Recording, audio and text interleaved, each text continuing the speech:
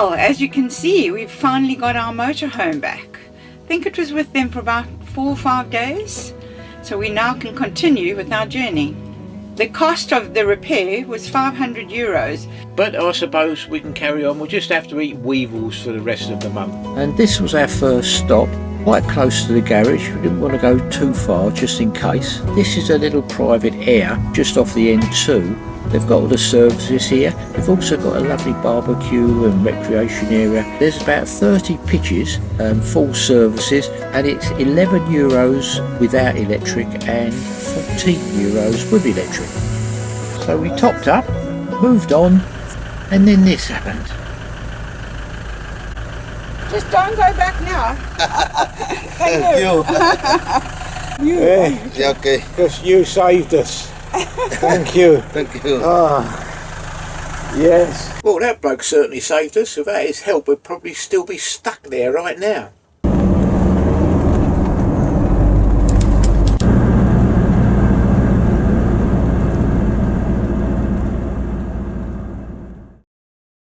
Well, good morning, folks. It's 8 o'clock in the morning, and this is where we spent our night. It's basically a car park on the edge of a forest and a sort of recreational area, very close to the road. You can probably hear an awful lot of road noise. Everybody's making their way to work. But we're packed up and we're going to leave here. We're making our way to a National Heritage Castle, and we're in a town called Beja. I think that's how you say it. It's B-E-J-A, but I'll leave the name where we are and the 3 words, and we're going to make our way there now and have a little look around.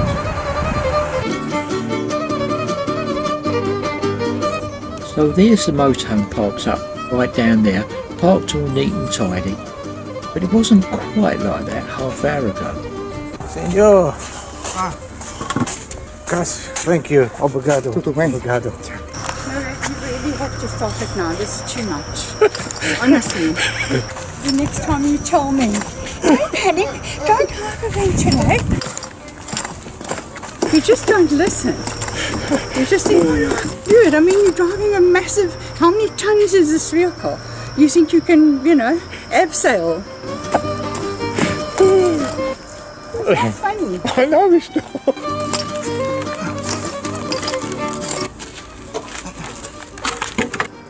You have to start using these things. All for a castle. Wonderful. Look at this beautiful castle. Do you see the gold and the jewels that we almost ended our life for? This jaunt. Anyway, we've arrived at the castle. It's okay. It's perfect parking space. Well, this was the hole we was in. That was the tree that we were propped up against. But we're there now, and look at that, the van with the castle as a background. Superb.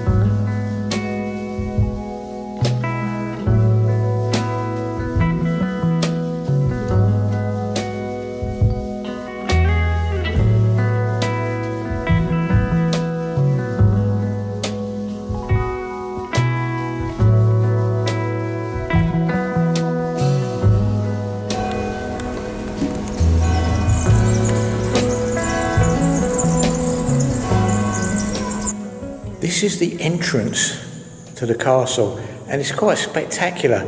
You've got this statue of a knight as you come in, and like a slab with information on, but the whole place is unbelievably well built. And then you make your way round and go into a little door just over here, which takes you upstairs overlooking the whole of the area.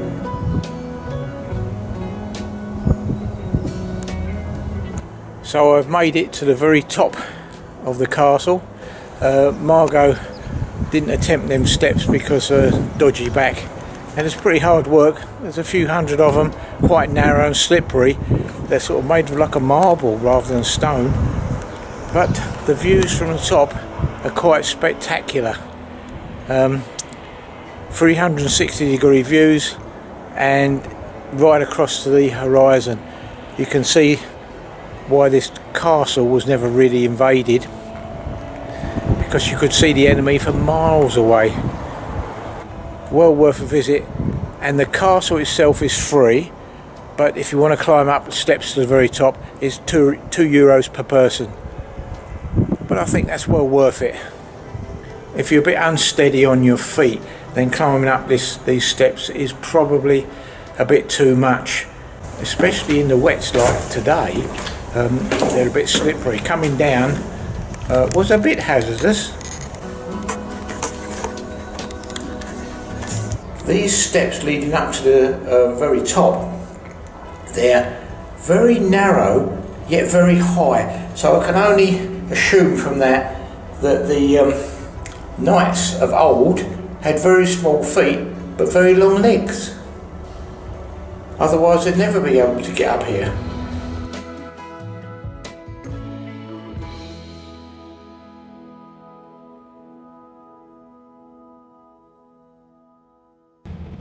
Just outside the castle is a courtyard, and there's a cathedral there, the Cathedral of St James the Great.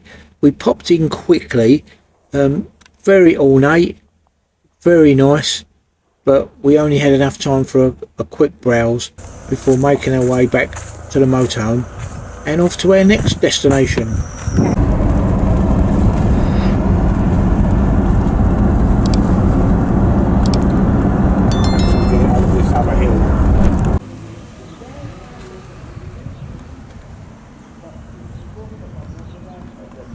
So we found this nice little park up, really.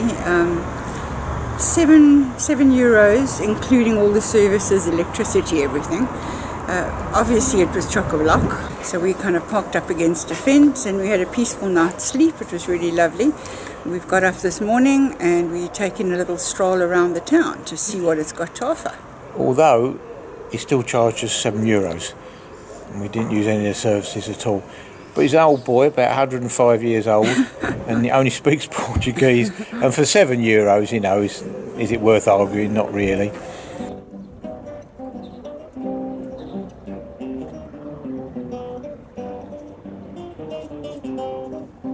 So we're following the guided tour as such.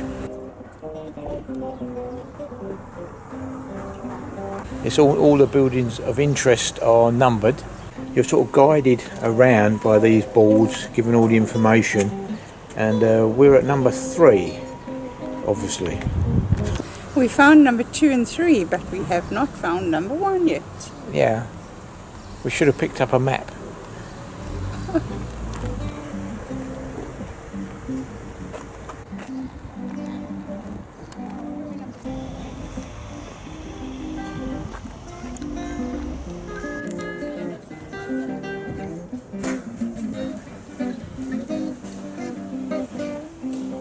Well, this turned out to be a really fascinating little house museum. All I can say is this fella must have been a heavy smoker, because there's a huge collection of lighters, literally thousands of them.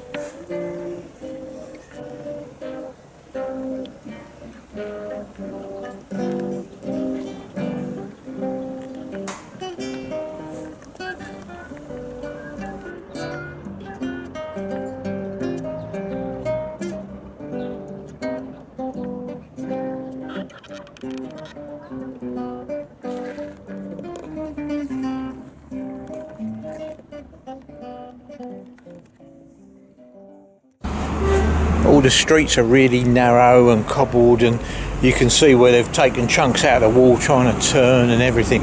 Wouldn't dream of bringing the motorhome along here, obviously. There's one main tarmac road that runs through the town, and what locals seem to congregate around this building here in the middle.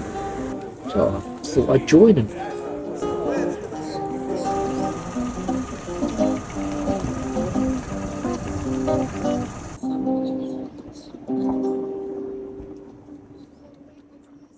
Well, we're making our way back to the ferry port at Santander now. Now, this is a sight that you don't often see at a service station. It's a lorry driver without a care in the world sitting by his lorry peeling spuds.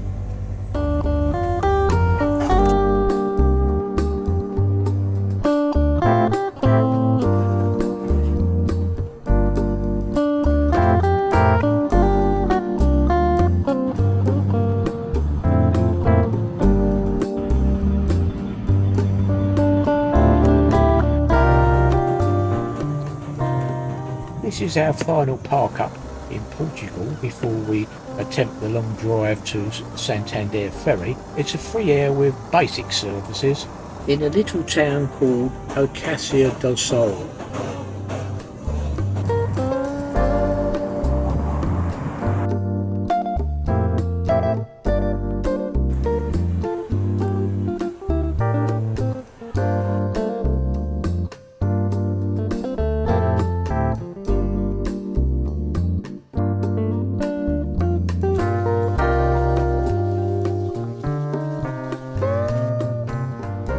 And that's where we're going to leave things for this week's video, folks. Next time you'll see us, we should be on the ferry from Santander to Portsmouth, and we'll give you a full tour and rundown of what that's like. So until then, take care, stay safe, and we'll see you on our next motorhome video. Bye for now.